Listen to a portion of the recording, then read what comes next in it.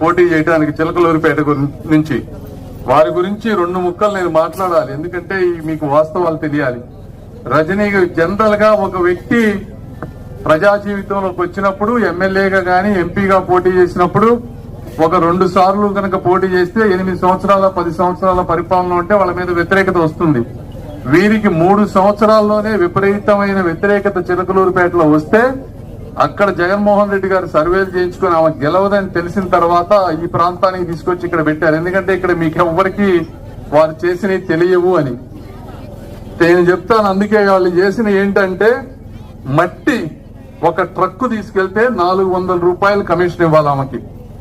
Lorry అయితే 1000 రూపాయల commission, granite అయితే 3000. రేషన్ ఎవ్రీ మంత్ రేషన్ 15 లక్షలు అమ్మా. ఇది కాదు, ఇది వాస్తవం కాదు అని రజనీ గారిని వచ్చి ఆమెకి ఇష్టమైన దైవ